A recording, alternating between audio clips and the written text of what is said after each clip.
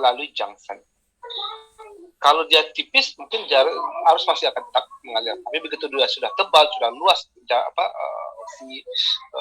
depletion layer-nya akan mengakibatkan terjadinya pemblokiran aliran arus.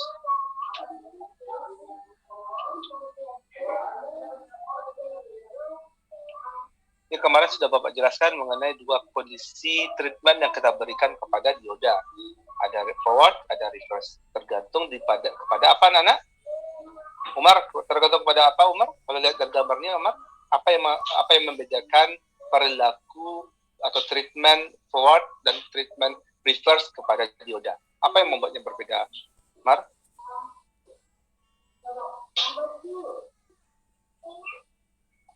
Umar?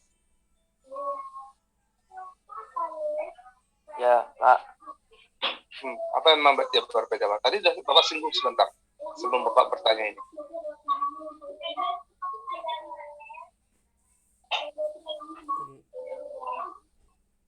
Pak, tadi kurang jelas dengan Pak karena sinyal. Kamu yang bahasanya. Piani? Apa Piani? Yang membedakannya Piani?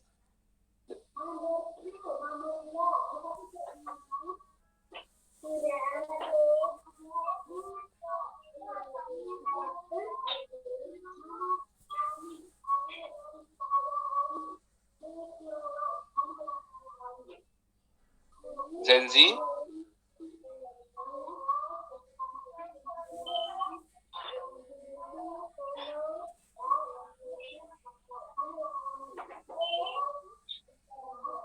Miftah?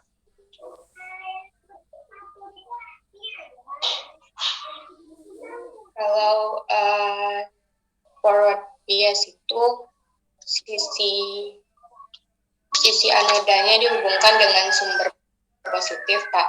Sedangkan yang reverse bias dengan sisi negatif sumber tegangan, Pak. Good, very good. Itu udah jawabannya, Miftah. Terima kasih banyak. Mana sih kalian? Kan dari gambar kelihatan apa yang membedakan antara dua gambar ini. Pak, ini dari tadi wanita aja menjawab yang benar nih. Laki-laki mana ini?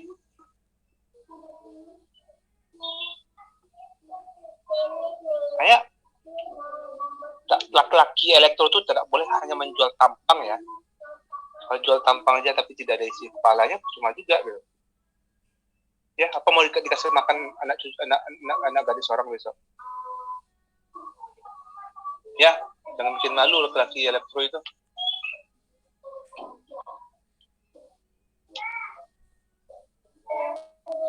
Ini penjelasannya. Bias positif bahwa tegang potensial sisi positif lebih besar dari sisi negatif. Maka elektron dari sisi negatif dengan serta-merta akan tergerak untuk mengisi hole di sisi positif. Tentu kalau elektron mengisi sisi hole di sisi positif, maka terbentuk hole pada sisi negatif karena ditinggal oleh elektron.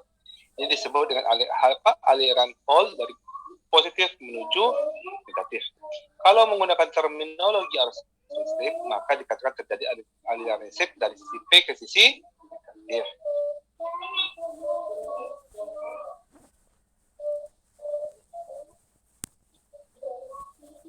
Ya.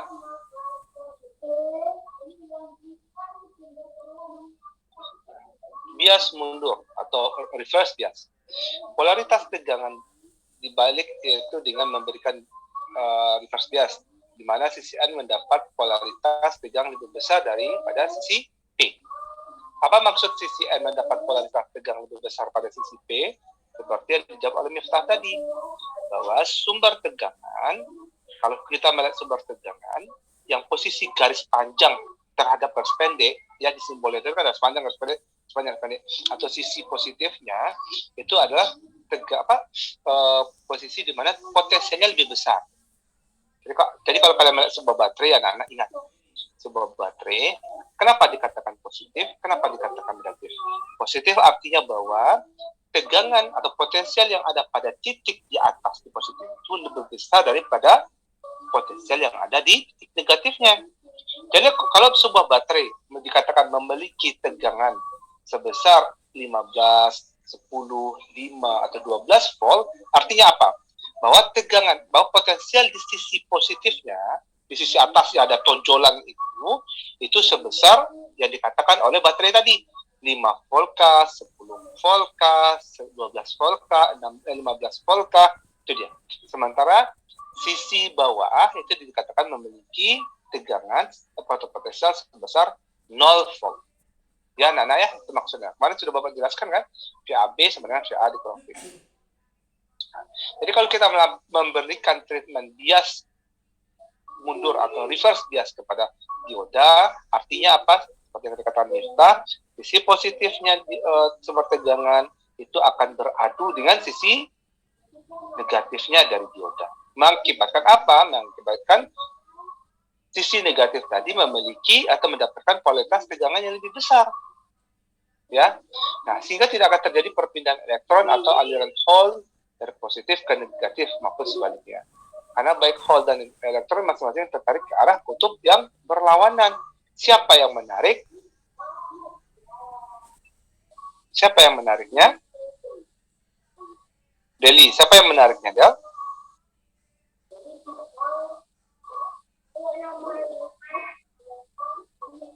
Ulan, siapa yang menariknya, Ulan?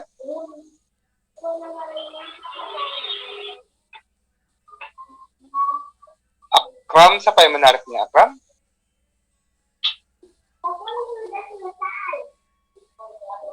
Robi, siapa yang menariknya, Bi? Sadam? Hendra? Regi?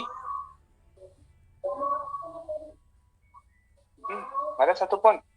Siapa bisa menjawab? Kutub sumber tegangannya yang narik, Pak. Karena kan Yes, dia benar. Ya, benar. Itu dia. Nggak usah berbanyak. Siapa tadi itu menjawab? Hakim ya? Ya, Pak. Benar, Kim. Kutub sumber yang menarik. Karena secara natural, sumber tegangan memiliki kekuatan yang lebih besar daripada ion-ion yang ada di setiap dioda. Keberadaan kutub tegangan, posisinya yang diperlakukan terhadap dioda, baik itu forward maupun reverse, dia akan mengakibatkan terjadinya pergerakan itu, gitu. Kenapa dia mendorong atau dia menarik? Seperti itu kan Bapak jelaskan minggu yang lalu. Karena faktor tadi ditarik tadi, apa namanya, kutub seperti kata Hakim yang menarik sisi negatif ke arah ujung dari dioda ke arah katodanya, atau sisi positif ditarik oleh sisi negatifnya baterai ke arah ujungnya anoda, mengakibatkan apa? Terjadinya perluasan di depletion layer. Ya. Nah, yang seperti Bapak sampaikan tadi, perluasan yang terjadi di depletion layer mengakibatkan apa? Susahnya arus masuk dari satu sisi ke sisi yang lain. Kan seharusnya harus masuk dari sisi negatif, dari sisi katoda ya, ke anoda. Tapi depletion layernya luas. Kenapa terjadi depletion layer? Apa makna depletion layer? Terjadi kondisi stabil, di mana di hole-hole yang berada di sekitarnya depletion layer. Stabilitas yang terjadi di hole-hole sepanjang depletion layer mengakibatkan apa? Elektron tidak bisa bergerak, tidak bisa menembus, karena tidak ada lagi ruang itu berupa hole ya, tidak ada lagi ruang untuk dia meloncat-loncat bergerak dari satu tempat ke tempat lain. Ngerti ya? Itu analogi sederhana.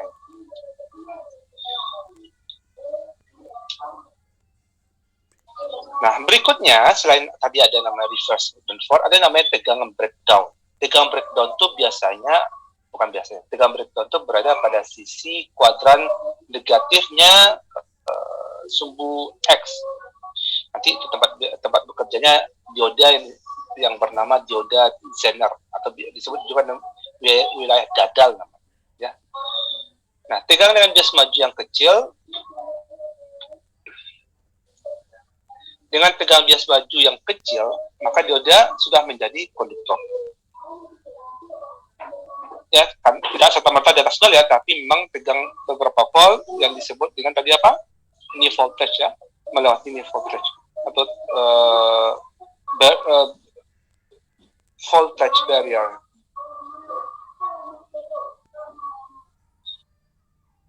Untuk yang dioda terbuat dari silikon 0,7, untuk untuk yang germanium 0,3 ya.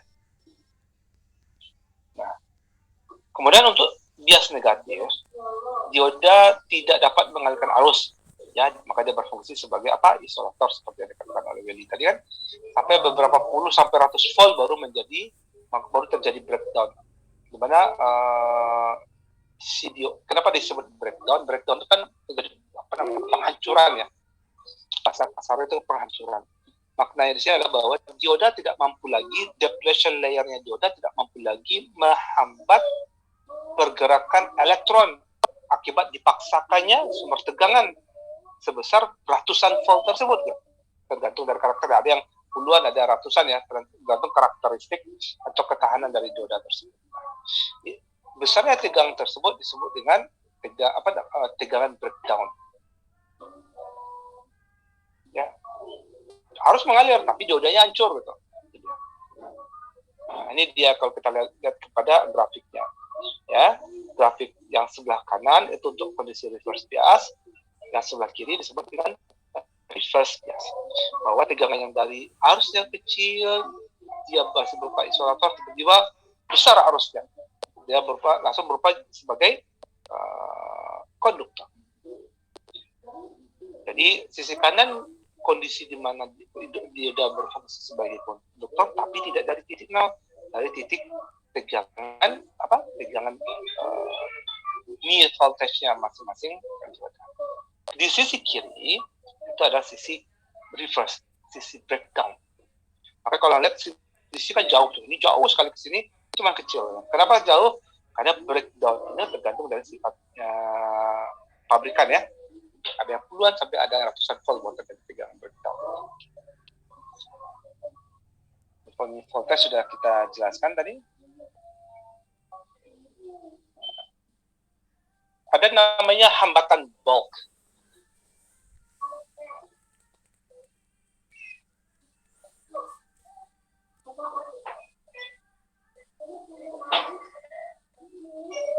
Apa itu hambatan bulk?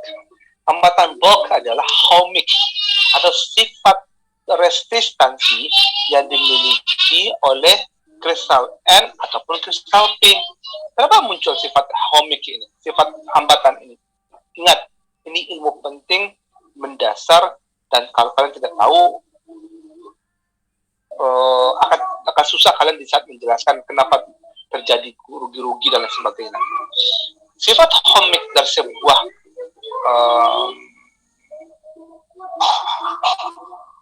material terjadi kenapa? Kemarin Bapak jelaskan di yang lalu. Karena R sama dengan rho L per A. Karena adanya bahan jenis dari material tersebut, karena ada panjangnya material tersebut, dan karena adanya luas penampang dari material tersebut.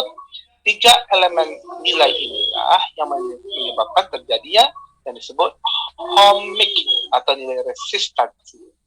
Nah, jadi nilai resistansi yang secara natural, secara otomatis muncul dari kristal P dan kristal N, itulah yang menjadi nilai resistansi dari si dioda tadi, resistansi dalam namanya nanti. Kita akan jelaskan bukan minggu yang harus Bapak jelaskan di pendekatan yang ketiga. Bahwa di saat kita menghitung rumus, kita memperhitungkan nilai resistansi dalam dari si dioda. Benar nggak Deli? Jadi Rahmadani, benar nggak Bapak jelaskan itu? Iya.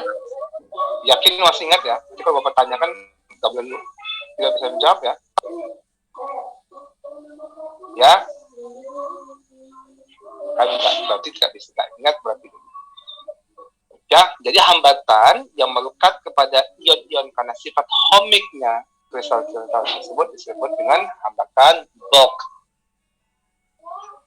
Dalam 5 menit kita break dulu ya anak-anak ya. Kita lanjutkan. Tolong ingatkan Bapak 5 menit setelahnya. Kita break kemudian nyambung lagi mengklik link yang sama. Kemarin waktu di pendekatan 1 Bapak sudah menjelaskan juga mengenai dioda ideal ya. Bahwa kondisi dioda ideal kalau kita lihat kepada grafiknya dari titik 0 sudah mulai langsung ada arus. Bahwa di garis X saja itu sudah terjadi isolator, sudah bersifat isolator.